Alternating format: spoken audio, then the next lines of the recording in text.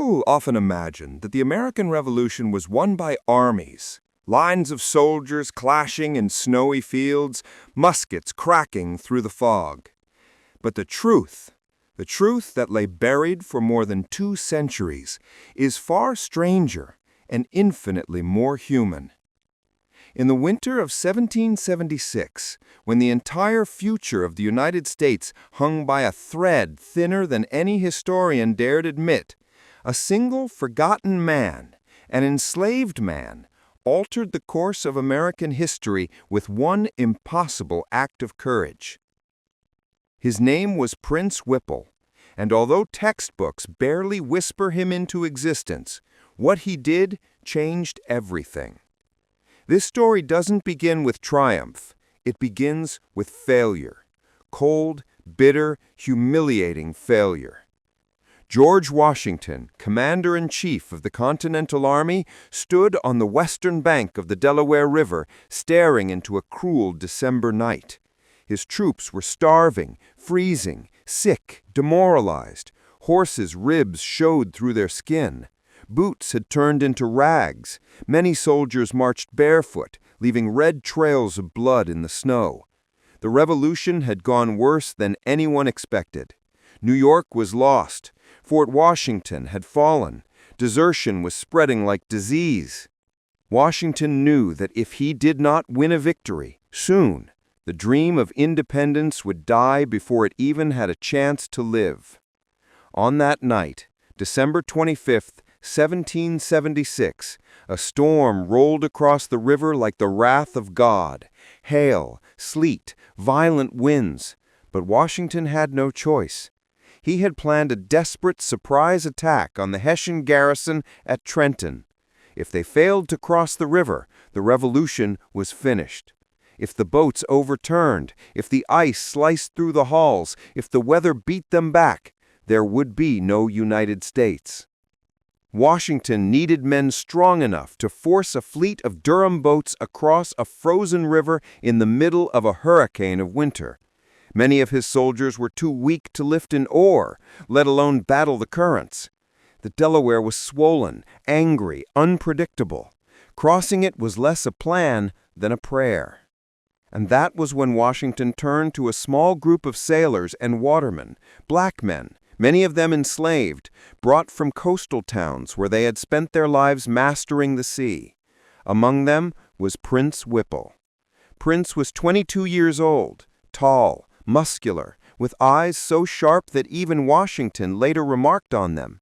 Born in Africa, stolen as a child, sold in New England, Prince had lived most of his life in servitude to William Whipple, a wealthy merchant who happened to become a delegate to the Continental Congress and later a signer of the Declaration of Independence. Irony clung to the Revolution like smoke.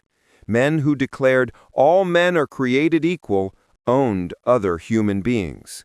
Prince knew this hypocrisy better than anyone. Still, when his enslaver joined the revolution, Prince followed. Not because he believed in the rhetoric, but because he believed in survival. Yet something unexpected happened. As he listened to the endless speeches about liberty, as he heard men risk their lives for the idea that no person should be ruled without consent, Prince felt a fire wake inside him. If freedom was worth dying for, then it was worth fighting for, even for him. That night, the Delaware screamed like a wounded beast. Ice floes thundered against the riverbanks. Officers doubted the crossing was possible. Some begged Washington to turn back. But the general stood firm, jaw clenched, face lit only by the hard glow of a lantern. "We must cross," he said. "We must." And Prince Whipple stepped forward, took hold of a giant oar, and shouted to the other black mariners, "Let's show them what we can do." The wind ripped the words from his mouth, but the determination remained. He climbed into one of the large Durham boats, joined by troops half frozen and terrified. The snow stung like knives. Water soaked through gloves, through coats, through skin. The boat rocked violently. Many men vomited from the motion. Others clutched their rifles with shaking hands. Prince had ferried ships through Atlantic storms, but this river crossing felt haunted. The darkness swallowed the world. Only flashes of lightning revealed the monstrous chunks of ice rushing past like drifting tombstones. As Prince rode, ice pelted his face so hard that blood trickled down his cheek. But he did not stop. Every pull of the oar felt like ripping muscle from bone, but he kept going. He shouted to the others to keep rhythm. He steadied soldiers when they panicked. At one point, when a massive wave nearly flipped the boat, Prince lunged to the side, using his entire body weight to counterbalance it. Without him, without his impossible strength, his unbreakable will, the boat would have capsized. Hours passed. The storm worsened, yet one by one the boats reached the Jersey shore. The soldiers staggered out, exhausted and shivering. Many later said that the crossing had been the single most terrifying ordeal of their lives. Washington inspected each arriving craft, his face tight with worry. When Prince Whipple stepped ashore, soaked, bleeding, and drained, Washington approached him directly. "You have done a service to your country tonight," the general said. For a moment, Prince could not speak. The idea that he had a country, one that still claimed to own him, felt almost strange. But the crossing was only the beginning. Washington's army marched toward Trenton through sleep that felt like shattered glass. The element of surprise was their only hope. If the Hessians discovered them, if their attack failed, Washington would be captured or killed. Congress would flee. The revolution would disintegrate. The march was agony. Soldiers slipped on ice, muskets froze, men fainted from exhaustion. Through it all, Prince walked with them, carrying supplies, helping the weakest soldiers to stay on their feet. When one man collapsed and could not go on, Prince hoisted him onto his back without ceremony and trudged forward. The attack on Trenton that followed is famous in American memory, but what happened behind the scenes is far stranger and rarely told. The Hessian commander, Colonel Johann Rall, had received warnings of an impending attack, multiple warnings, but his aides never delivered them. One message was tucked into his pocket and forgotten. Another was handed off to a subordinate who'd been drinking. That night, while Washington's army approached through storm and darkness, Rall played cards in a warm house, oblivious. At dawn, American troops surged into Trenton in 2 columns. Chaos exploded through the streets. Hessians rushed from their beds, some half-dressed, some barefoot. Muskets flared, drums thundered. Washington rode forward, fearless, shouting commands. The Hessians tried to form lines, but the Americans held the advantage. Prince fought alongside the soldiers he had helped bring across the river. He had no musket. Enslaved men were rarely issued firearms, so he wielded a heavy pike, using it with terrifying skill. Eyewitness accounts described a tall black man in the vanguard moving with ferocious speed, knocking Hessians to the ground like a force of nature. The battle lasted only 90 minutes. Trenton fell. For the first time in months, Washington had won. Morale soared. Recruitment surged. Newspapers across the colonies proclaimed the victory as a turning point. And it was. Without the crossing of the Delaware, without the success at Trenton, the American Revolution would have collapsed. There would be no United States, no Constitution, no future nation as we know it. But history, as always, left something out. It left out Prince. After Trenton, Washington's army needed winter quarters. Men were dying from exposure. Supplies were scarce. But one night, Around a weak fire outside Morristown, New Jersey, Prince Whipple approached William Whipple, the man who legally owned him, and asked the question he had held in his heart for years. "When this war is finished," Prince said slowly, "do you mean to fight for my freedom too?" William Whipple looked startled. No one had spoken to him like that before. But he was a signer of the Declaration. He had pledged his life to the idea that liberty was worth dying for. He stared into the flames, thinking. And then he said something extraordinary. "How can a man fight for freedom and yet hold another man in bondage? When this war is over, Prince, you shall be free." Those words were revolutionary in a way the muskets and bayonets could never be. True to his promise, after the war, William Whipple legally emancipated Prince Whipple, making him one of the few African men of that era to gain freedom directly through military service. He married, settled in Portsmouth, and lived the rest of his life as a free man, although he continued to advocate for the rights of African Americans long after most stopped listening. But the story doesn't end there. For decades after the Revolution, rumors circulated that a black man had rowed Washington's boat in the famous painting Washington Crossing the Delaware. Artists of the 19th century often stylized history, but many early versions included a figure who resembled Prince, a strong black oarsman at the bow. Some scholars dismissed the idea as symbolic. Others claimed it was historical truth passed quietly through generations. Then came the astonishing part.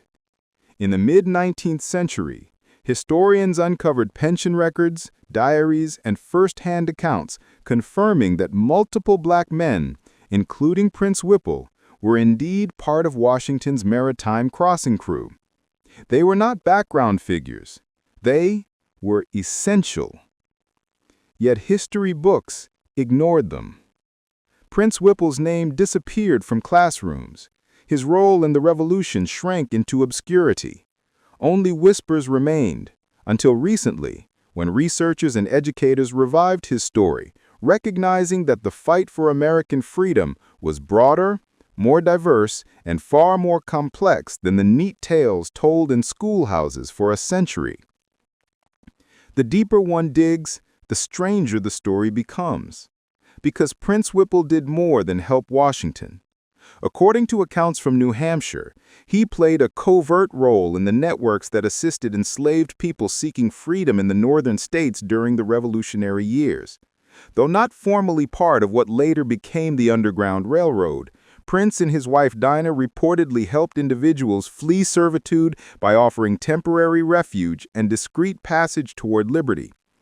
Locals spoke of a tall, dark figure moving silently at night, guiding frightened families through woods and marshes toward safer towns. Whether these tales were embellished or entirely true remains uncertain, but the legend persisted.